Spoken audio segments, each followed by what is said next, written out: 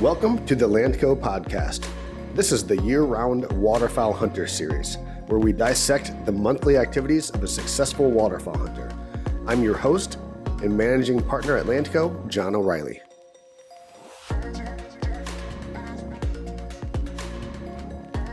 First off, welcome back.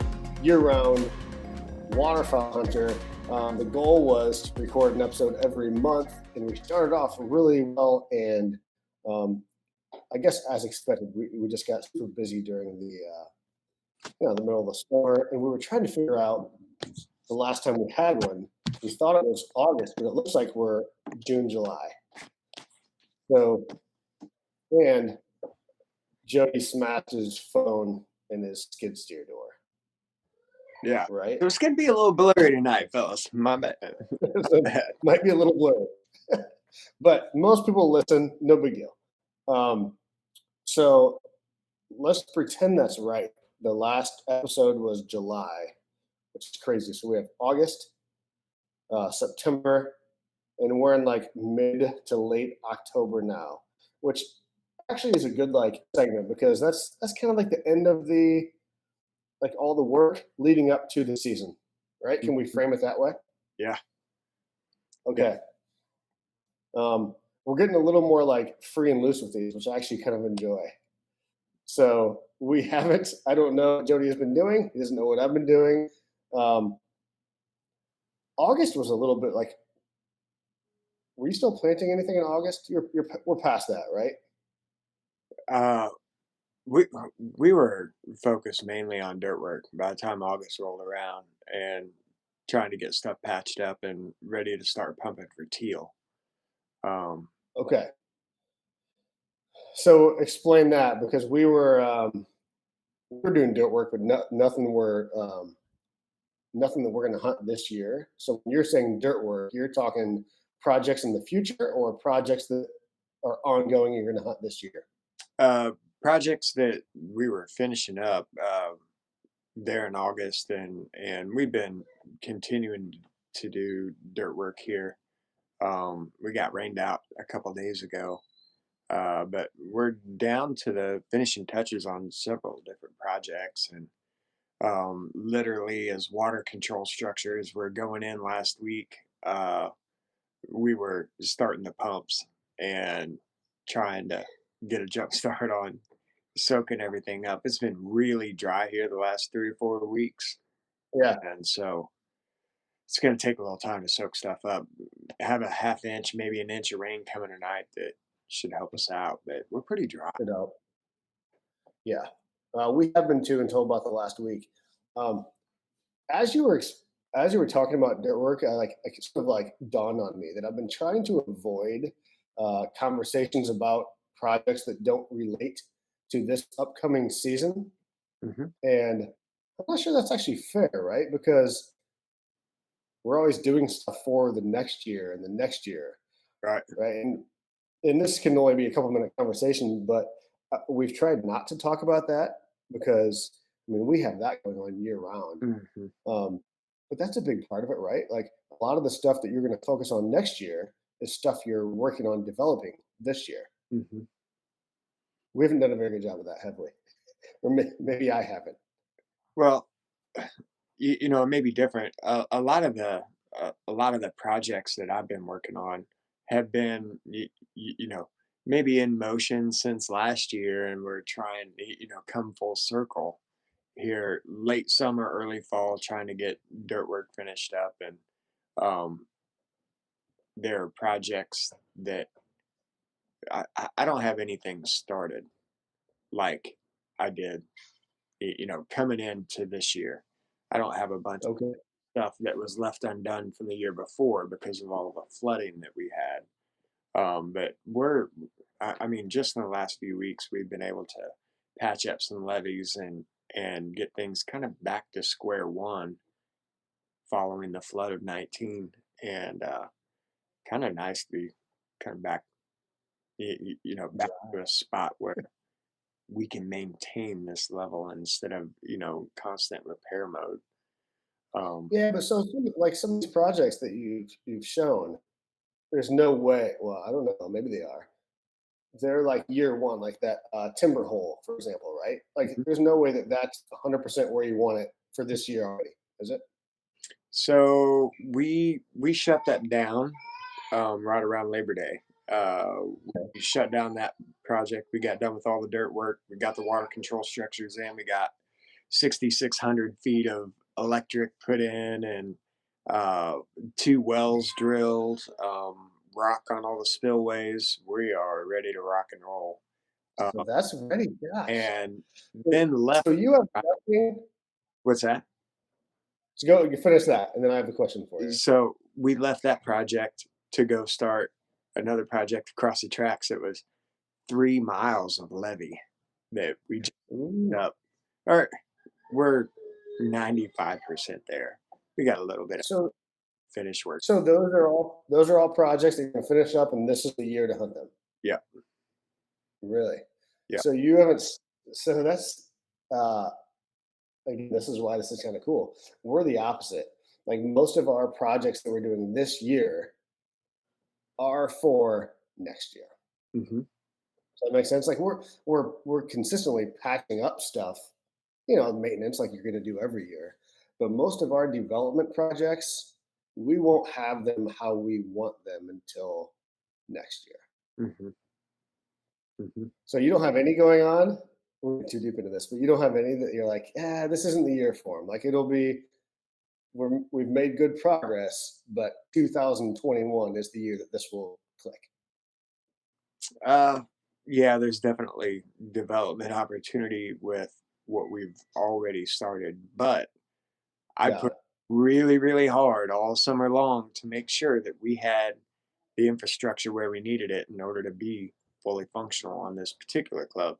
I had a couple other projects where I had to bring in some other contractors. Um, Yeah. a couple of WRP enhancements and a repair. And man, it's just nice that we've got guys that want to work because I really laid a lot out for them to Well, on this summer. it's all it's all clicking for me. How you get 4 to 5 hours of sleep a night. You're working for this hunting season, literally. Yeah, yeah. So you're right up against the gun. Youth weekend or youth season starts on Saturday this weekend, Okay. and Okay. so we've got hunting spots ready that we've been working on all year, and just now trying to get all the blinds brushed in and try to get access where we need it so that whenever it does get muddy and things turn off wet, that Oh, well. Yeah. mess to deal with. But Okay. we covered up our 45th blind today, and Okay. so we're kind of getting down to the end. Um, we've got, I don't know, 10 or 12 kids that'll be hunting this weekend, Okay. When's your regular season open up? November 7th. Okay. So we're about a week behind you because we had youth last weekend. Uh-huh. But again, we can't do much of that because we have the sunflower fields, and we had a couple opportunities. But um, anyway, so when did you quit dirt work? Was that up until just like recently? Yeah, man. I still got two dozers, two tractors and scrapers, and a track hoe. Right. I've got a pit to bury. I'm probably not going to get it done tomorrow. So I have to wait till next week to get that pit buried. Um, like we're down to the nitty gritty here, trying to get Yeah. finished. Well, because like how, and now I'm just curious. I don't know how good of podcast talk this is, but like, how long does it take you to flood those? Uh, Like, where you're putting in a pit, is that uh, for late season now? so we've got water stacked up in that particular wetland unit. We got water stacked up above it. So once we get Got it it. in, we can You've got it saved flow up. water into it. So we've been staging water, trying to get ready for that kind of stuff. I don't know, a lot of the pools, I look at 100 acre feet per well. And depending on how good that well is, it may take 40 days, it may take 60 days, depending on the saturation, evaporation, losses that we have. Like, Hmm. sometimes up to 40%. Here in the last couple of weeks with dry, warm, windy days, we're losing 30, 40, sometimes more than that percent of the water that we're pumping. Um, Um, so so 60 to 70. so I'm curious about that. I'm going to ask you to repeat that because we actually just sold one of our personal farms that we do a lot of hunting on, and at the moment I'm intrigued by the river, and we just had never done it. So like I've got a couple clients who are in, they're ready to do it, and I'm worried about getting one if I'm not by, I don't know if you have them there, but we have like drainage ditches, we have like water discs that have like channels. But if you're not by one of those, I'm like, well, we'll need a well. But so run through that again. Some of the wetlands you're filling are just wells that you guys dug. Is that Yeah, what you said? yeah. Okay, so Um, run through run through that again because I'm actually curious about that. yeah. So on a lot of the properties, we don't have a relift opportunity, out of a Yeah. creek, a river, ditch. So um, we do have decent groundwater here, and Okay. decent. I'm comparing that to y- the 8, 900 gallons a minute out of a 15 horse electric submersible pump. Where in southern Missouri, down in the boot heel, they punch a well with a 34-inch hole and a 16-inch casing, and they can produce 1,500, 2,000 gallons a minute. So we are limited a little bit, and so you got to be careful, where you're punching your well, and those things are not cheap. Uh, by the time you get done, you may have 20, 25 grand wrapped up in one, and Hmm. and it may produce 300 gallons a minute. It may be 1,000 gallons a minute, and so depending on how many acre feet of storage you have in a particular wetland unit, it will help you uh, with the math problem of figuring out how much volume you need in order to get that property pumped in the amount of time that you want to get it pumped. And Yeah. I try to keep it 60 to 75 days. So I start Okay. pumping now, October 15th, somewhere right in there. Some places a little earlier, um, but try to be done and at full pool, close to that first end of the first week of December. Um, December. Okay. so we're at full pool whenever we get ice, and it gives us a little more water depth to try to keep open with some ice eaters and stuff. Um, but So how big are those pools? Because 300 or 400 gallons a minute doesn't get you very far on big wetlands, yeah, on right? on big ones.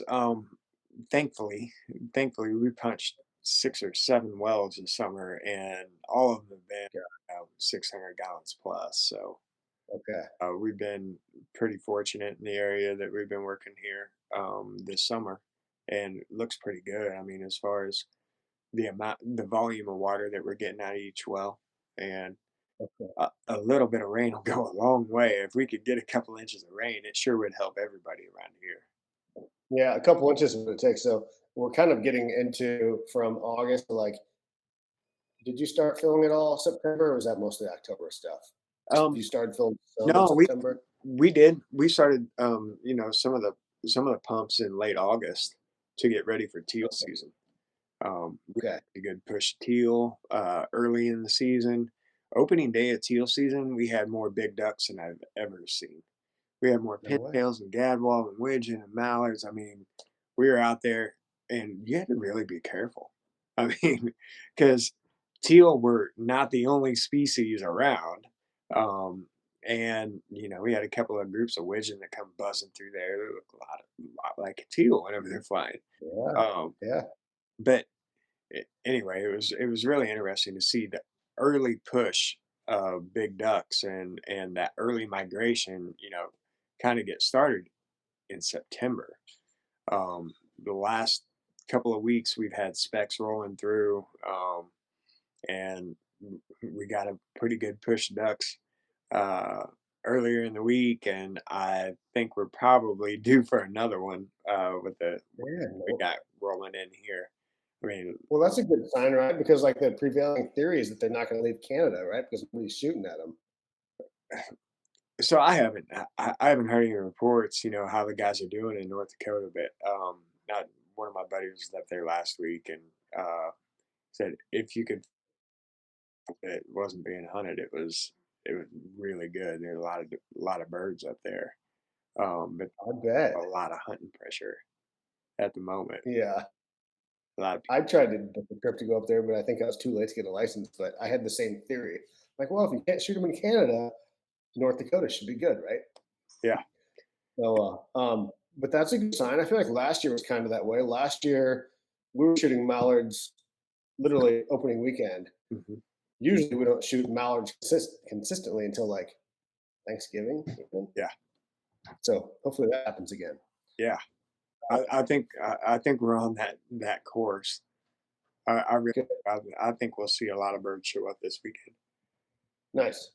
Um, so we get through August. You're still doing dirt work, but we pretty much finished up. I shouldn't say that. We finish up our development projects, and then we um, I want to ask you first because this is, I don't think most people get this when you start to fill a wetland, like walk people through the process of that. Because it sounds like it's a pretty simple process. You pump water in and you're good to go. Because that's where we finish our dirt work because we always find leaks. We always find broken pumps every year, right? So that's actually when we finish our dirt work.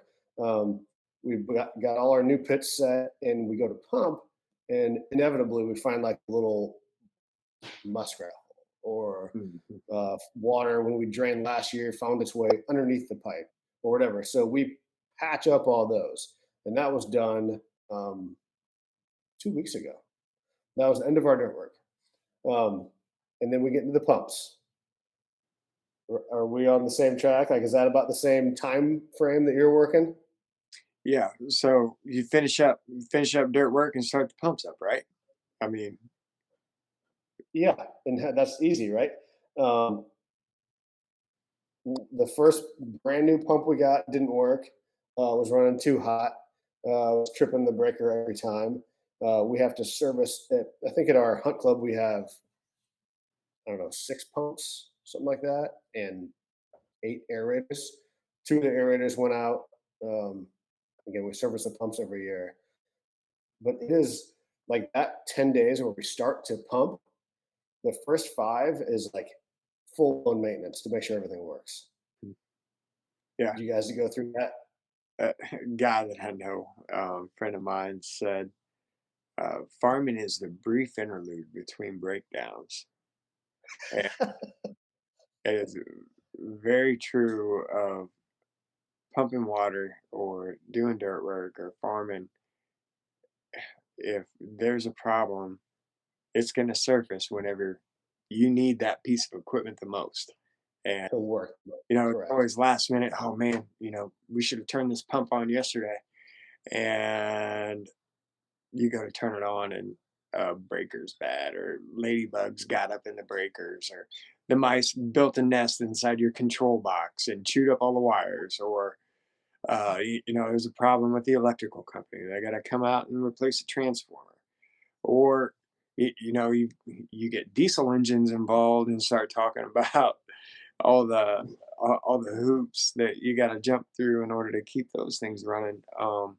We're running 7 generators right now and 2 power units, and I mean it takes me, one of my guys most of the day to get That's what I was getting at. milk run, just to take care of the fossil fuel pumps that we have. Luckily we got Just shuttling back and forth just to make sure they're going. yeah, yeah, Yeah. just refuel them, make sure, it's not acting up or leaking oil. Yeah, I mean, it requires constant maintenance, and that's that's why a lot of our wells are powered by electric where we have the opportunity, and the justification for putting in electric, as long as it's 5 years or less, it makes it pretty reasonable. You go spending 10, 15, $20,000 on diesel fuel every year. Uh, Oh yeah. it makes that electrical project, getting electric to your property a lot more reasonable. Um, a lot easier to swallow whenever you know that, it's got a 5-year return. And Well, we literally just went through that. One of the wetlands on the piece I just sold, I'm still helping this year, so I want to make sure that it goes well. And so we ran power last year, like 2,500 feet or so. We're like, should we buy an electric pump or should we just use? We have a 6-inch diesel pump. Moves a ton of water, but it's 100 gallons a day, right? So we're like, we'll buy a pump and bought a 40 amp pump and on a 60 amp line, and it's running 80 amps. So like, it's always something, right? So we're like trying to figure it out, and you know what they said? It's the first time I didn't do a local because I couldn't get anyone to call me back locally to come do it. So we just bought one online, and they said, "Sorry, we can't take it back because you voided the warranty." Well, I was like, well, "What's that?" Like, "Well, you ran water through it." That's what they said. I'm like, "Well, how am I supposed to know if it was going to work or not?" So we've been dealing with that, and we had to bring the diesel pump back and fill it up. So electrical, it's awesome when it works, but to say that like this goes smooth from start to finish if you have electrical, uh, usually, not always. yeah, man, I've got a really good electrical contractor that helps me, trench in lines and get VFDs set up and get the control boxes wired in. I'm I'm using an app to control some of our electric pumps. Okay. We're using it Well, to track the fossil fuel levels, and if it dies, you know, pump tracker will send me a text and let me know that that pump went down. Um, it's amazing. he's building water level meters for me so I can stick this water level meter in near the water control structure. And it's solar powered and sends a text message twice a day with the With water. updated water levels? And so now on the refuge, I don't have to go in there in order to check the water levels. I can look at my phone every morning when I get up and know where we're at. And not only can I check the water level, I can turn the pump off or turn it back on whenever I need to. And eventually, I mean, we're not there yet, but he's working on the database on the backside. And once once we get a little deeper into it and get some more field time with it, we'll be able to set upper and lower limits. So let's say that I want to put a wetland on a very specific schedule. I can say, okay, basically program it to say we're going to get to 24 inches by October 15th. If we get to 24 inches, we're going to shut the pump off. But if we don't get there by October 15th, it's going to run all the way through. Um, Once October 15th rolls around, that mark goes to 30 inches. And so now from October 15th to October 30th, we want to get from 24 to 30. If we get a 2-inch rain event, we get to 30 inches, pump shuts off. Shuts off. So let's say it's real dry, we that happens, and then it dries out, and the water levels start to drop. If it gets down to my lower limit, it's going to kick it back on. And so it's hard enough trying to keep up with 40, 50, 60 wells. This is going to make my life and the life of other property managers and outfitters out there That'd be huge. life a lot easier. um It's funny you say that. Like one of the guys that I hunt with, like he's all about the cell phone control. He's like, we need to hook up the pumps and the gravities, all this stuff to like an app. I'm like, yeah, you're crazy, man. But now, like hearing that, it sounds pretty amazing. So I'm gonna forward this like 3 minutes to him. well, I'm really excited. Nathan Holmes has been really, really helpful. He's out of Southeast Missouri. He drove all night to come up last Saturday and install a couple of water control structures and work with me and my electrician to get a couple of pumps set up and get the water level meters in and get them calibrated. And really, really looking forward to what he comes up with next. But That's huge, Pump man. Tracker is the app, and they provide the he will provide the hardware. Um, Yeah. What was it, the app called? Pump Tracker, and Pump it's tracker. TRKR. Um, but give Nathan a call. If showing your buddies that you can turn your It well sounds amazing. off from your phone is like something to discuss on the golf course during the summer. Like Right? it is literally it's gonna make my life a lot easier. But not everybody has 50 or 60 of them to take care of. Yeah. But having the confidence in your equipment, knowing that they're running, knowing what your water levels are without having to be there is going to be kind of a breakthrough for absentee landowners. And Well, that's what I was gonna say. Like, even if you only have 2 or 3 wetlands on one property, most of those guys, like, we do this, so we're out and about. But if they're 60 miles away yeah, working, that's pretty nice to know that they're running.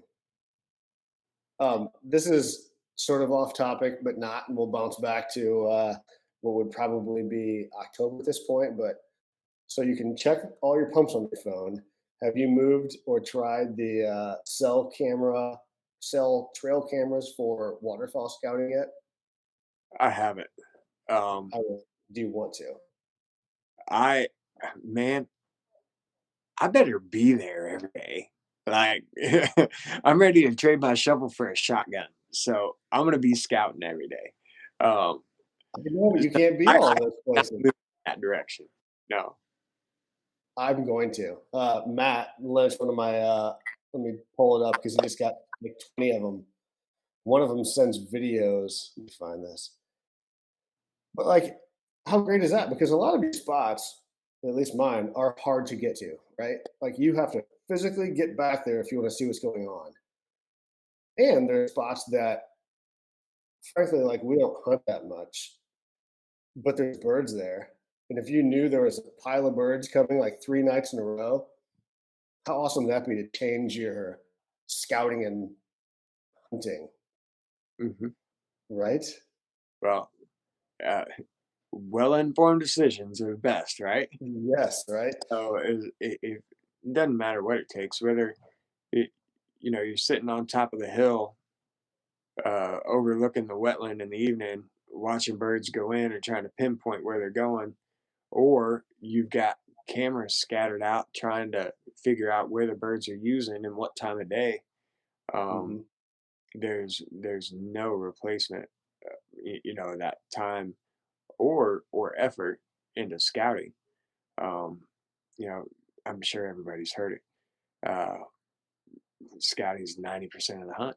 If you know where to You want go, to you, you want you to be where they want to be, kind of a right? whip. Um, Yep. so I'd encourage that. I mean, if that's the best way for you to keep tabs on it, and Yeah. Again, you and I can drive around and look at these spots.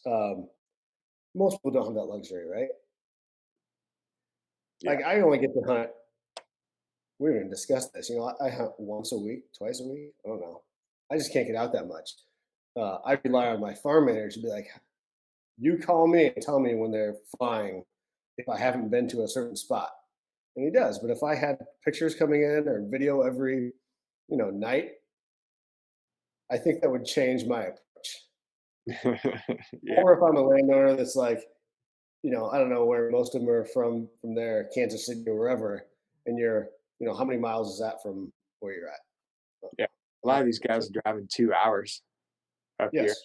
Whether it's from St. And Louis or Columbia or Kansas City. Yeah, that 2-hour drive is a lot easier when you know that there's been birds in your shooting hole 3 nights in a row, right? mhm. Oh yeah, I like it to like, so they've been using it for, deer hunting for a while. And I know a few buddies that literally, so one of my buddies, Jake, just shot a deer on a farm he bought, never seen it in his life, got it on trail camera that like day, I think it was, came home, got in the stand, shot it that night. It's amazing. mhm. So that's I might give it a shot this year with the cell cams. So I'll report on that in like November. Awesome. Uh, What else are we missing? Man, it So is. now we're into October. We're Mhm. starting like actually ours is this weekend, but yours is what, next weekend or a couple weeks. Yeah, we got 2.5 weeks, a little less than Okay. 2 weeks here. Okay. So what happens from now to then? Is it scouting? Are you still filling? You still uh, I, I've got 125 dozen decoys to rig. I got 1,000 uh to okay. make. We still got 10 blinds to cover up. We will be getting ready until Until the night before. I mean, it's it's just too much. It's right. too much to be done, and we start talking about getting some ice early in November like we had last year, and we've got to Mhm. get into the generators and and the ice heaters and everything early like last year, and it's just gonna pile it on. But yeah, we got a lot of we still have several blinds that kind of set up, get the chairs in, and get Yep. tools in, and set up for breakfast and kind of get ready. Uh, and especially in the timber where we dress with willows or pin oaks. You go back and we got to run around and kind of look at everything again and make sure that Mhm. the wind didn't blow something off or the beavers didn't chew the leg off the blind. That happened a couple weeks ago. I had to reset That it. stuff happens. Or you brush something, it looks amazing. You come back like a week later, and like all the leaves have died and the wind has shifted. Doesn't look quite as good as you remember. Yeah. Every time you think you've got a blind covered up, double it. I mean, Double it, it'll look fine until things dry up, but they dry up and shrink up, and by the time the second or third week of season rolls around, you're like, man, what happened to all the camouflage? It's it. Right. man, the birds won't break that 50-yard mark. I wonder what's going on. Wonder why. And I mean, and it's something that's ongoing. You know, if you don't have concealment, you're not going to have a good hunt. Well, you're not going to have a great hunt. You could You're still not have gonna have you're not gonna have consistently good hunts. every day when I go out, I'm constantly checking, trying to make sure the corners are covered up, grabbing more grass or grabbing Mhm. more pin oaks. I'm taking loads of pin oaks every time I go to certain blinds so that, we can try to pin them down and get them covered up. So you can check that off. The birds, we might not get them all today, but for one thing's for sure, they're not going to see us. Right. That's And not the issue. yeah, and all too often, and some of my older clients are more apt to do this. They get out there, and a couple weeks the season goes by, and all the twigs are broke off the front, and all the Breaking all the stuff camouflage off. broke and It's shoved totally new. out of the way, and you get out there, and it's like, you know, if I was a duck and I was 60 yards away and I could see down inside of your blind, I wouldn't come in either. I go somewhere else. Yeah. and and so we get this little comfort level, and we think, well, they didn't see us yesterday, so they're not going to see us today. There's a lot of things like whether or not the sun's out, what direction the wind's coming, what time of day it is. Birds pick you out at certain times of day worse than others. We've set up 15 new blinds this year, and a lot of them have either been on the east side of a hole or on the south side of a hole, so that we can try to get back into the shadows and hide with the sun at our back. um, uh, Try to get where you know the ducks are at a disadvantage whenever they're coming in because they're staring into the sun. um, So when you hunt those east bank blinds, because we have some spots that I've look great, but I just am hesitant to do that. So when are you hunting those on what straight north? What's that? Like when are you hunting those blinds on the east side? Like on a straight north wind? Anything but dead west. I mean, Anything? anything but dead in your face. Um, Yeah, if if they can't see you, they're a lot more gullible. And so you can get them, especially in the smaller timber holes and smaller, tighter pools. Whenever, even if the wind is coming the wrong direction, in those little timber holes, man, they'll flutter right in yeah. front of See, you. we just don't have those, man. Across. But if they see you, if they see you, they're not going to do any of that. And Yeah. and so most importantly, getting your blind hidden um, is more important than anything else. I mean, Well, when I come, save me a timber. I want a timber hunt. Okay. well, When we come and film our and do a podcast or wherever, I want to shoot some timber ducks. okay, Just I keep got that to. on the radar. Okay. Okay. Good. Um, how about a forecast? He said birds are coming down early. Um, we're not quite there, but we have a pile of wood ducks. The weather looks good. Hmm. I know you can't forecast too far in the future, but at least for us, like we're seeing good numbers. Our food is there. Our food is there, Hmm. which we don't have every year. Usually, when that happens, if the birds are here, it's a good year. Is that what you're? Give me the rundown in your neck of the woods. So I'm going to take a step back and look at it from a little higher level, um, and look at the duck forecast. Duck production. Um, we don't have all the numbers and quite Yep, the data I've that heard a we little bit. with COVID and some things not being done this summer that normally we would have. Mhm, Uh, the duck numbers look pretty good. We had a really good breeding population mhm. going into this spring. Habitat conditions in Canada were okay. We're good in some spots, dry in Saskatchewan. But I know that Prairie Pothole region, the boreal forests were both pretty wet. So good, good habitat conditions overall. So you take 80% of the pressure out of Canada with U.S. residents traveling to Canada. With COVID, nobody can get in. Yep, Now we've got a million more ducks that are going to fly south than normal. And and what we know about dry field hunting in Canada. All right, so a hatchier bird, a bird that just hatched last spring, is 70 times more susceptible to a spin and wing decoy in a field setting than a non-hatchier duck. yep, So it's it's 70% more likely to die at the hands of a spinning wing in a dry field in Canada before it ever even crosses a border. And so not only are we going to have less pressure in Canada, we're going to have more ducks coming through Canada that aren't going to get shot at near as much. A lot of mhm, the hatchier birds are not going to get shot up before they get here. And so when we have good hatches, that's when everybody enjoys good hunting because we have a lot of young, dumb ducks that haven't made this trip before.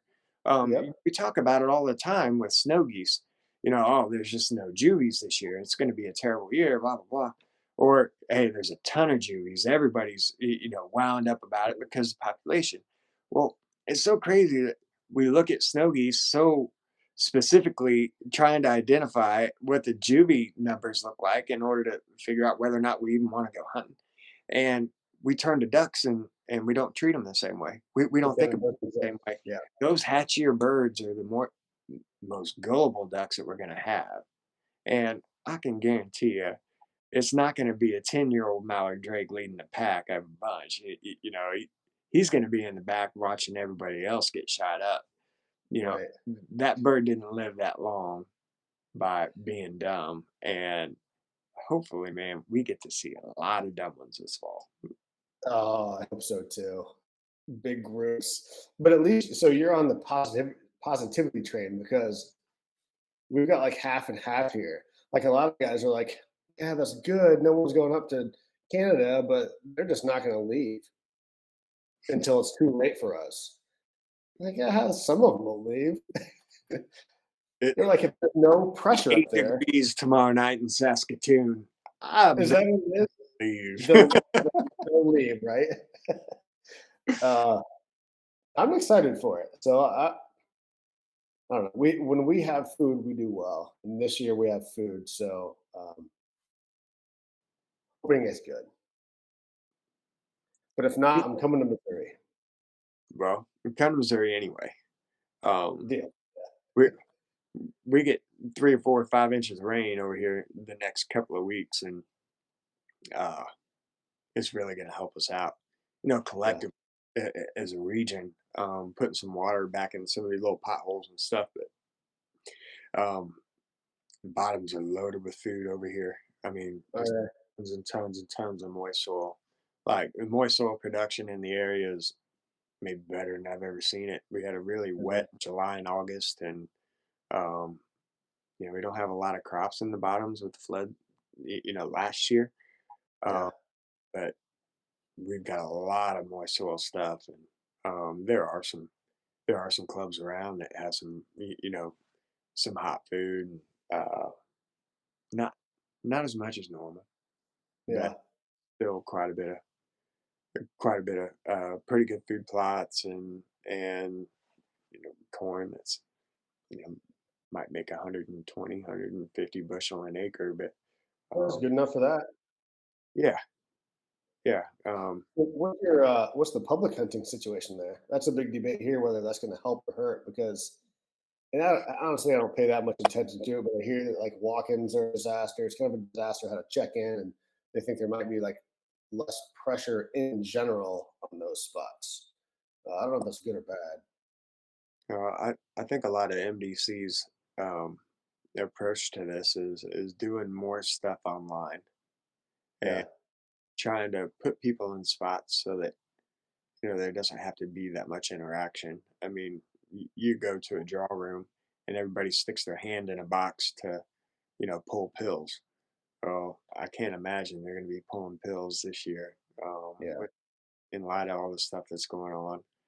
Um, but Yeah, but I what about like walk-ins? How they doing? And I should know more about this in Illinois. I just don't. But like in Illinois, if someone doesn't show up, there's a pool of guys there walking in. They're like, all right, go to those spots, right? That stopped. That stopped. Are they no longer allowing walk-ins? so so at Missouri's state managed areas, they'll have a morning draw, and so everybody will show up. There will be some positions that are allocated to like a quick draw or a reservation, and then there's traditionally a pour line. Um, they've got 3 different levels: red, yellow, and green. With red, I think that there's no interaction at all. If there's any hunting, they're assigned their spots ahead of time, and they literally check in and check out without any kind of interaction at all. There's a yellow level and a green level. Green is more normal, um, and yellow a little more restrictive. But there's just lots of new stuff this year with COVID and everything else that's going on. Yeah. I don't know if that helps or hurts private landowners. I'm not sure. Helps or hurts private landowners? Mhm. In terms of waterfowl numbers, So, you think would impact, the way the birds are moving around, or mhm. So here it's like um, if there's less pressure on state areas, the general consensus is they won't leave as much, Mhm, right? mhm. So last year, if every blind was hunted every day, those birds are scattering. And if that's not the case this year, then more birds will find those spots and not be forced out. Yeah. which is where our private landowners, not all of the birds we shoot from park or state parks or state-run areas. In fact, probably few are, but that's where all the numbers come from. When they do the fly counts, they're all rivers and state-run areas. So it's like, oh man, those birds aren't going to leave. It's probably the pessimistic people, the same people that are saying the birds aren't going to leave Canada, probably saying they're not going to leave the state-run areas. Oh, So so those public areas only have so much food. I mean, you piling up yeah, if you pile up enough ducks, they're gonna eat the food out, and they may rest there, but they're gonna have to. I mean, mallard duck is a, a seeking and searching, uh, has a seeking behavior. They're always looking for the next best thing. So they'll yeah, travel around day to day, and a lot of times they'll go back to a good spot, but they're always looking for the next best thing. And so they start, they get down to 30% food supply, or 30% of what food was there, and they're going to go on and start looking for a different spot. um, it won't take them long to eat out the refuge yeah. and have to move out and start looking for food sources in other places. I like your positivity. Hey man, I'm an eternal optimist. Gotta be. Okay. One, this is not going to happen, but at the one of our farms we own, we've had this GPS truck bouncing back and forth, and he's tracking wood ducks. So he said a few there. So we did shoot a GPS teal last year, which Yeah. was amazing. So now we're like holding out hope that we break this GPS wood duck, which would be just amazing. It's like getting like the whatever shot in the dark, but we're going for it, man. Nice. Have you ever shot a GPS tracker? No, no. I never have either. Some guy hunting one of my blinds. Anyway, he's like, "Hey, I shot this. It's kind of cool." I'm like, "Whoa!" But I'd never seen one before that. So did you get any data back on where that bird had been, whether or not he'd been on your farm very long? Yeah. So sort of a cool story. Like you've tried to call the state for stuff. You're lucky if they get back within like a month, right? There was a number on it, and we called, and we got a phone call back in like 90 seconds. Yep. It was nuts. Dude, your phone's ringing. And the guy he like knew the duck. He's like, oh yeah, he was in Chicago yesterday.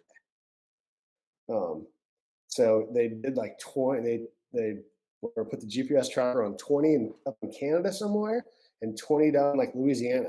And we just happened to shoot one like blind luck, right? And the dude was like, will you send it back to me? Like, sure. He's like, they're really expensive, and we have to pay for a cell plan. He's like, he said they were $1,000 for the tracker and like $20 a month for the cell plan. He's like, yeah. I'm like, do you have like a anything? Because I'd like to mount it. He's like, yeah, for sure. We have a replica that's just hollow. It's just a hollow little, you Uh-huh. know, unit. Like, can you send me that first? I was like, can you send me that? And then I promise you, I'll send it. And I haven't heard back from him. Oh, man, he Right, right. wasn't into you, was he? No, I don't think so. So I still have like the fancy whatever GPS tracker. It's gonna go on the mount if I don't get it soon. Yeah, Oh well. man, that's awesome, Yes.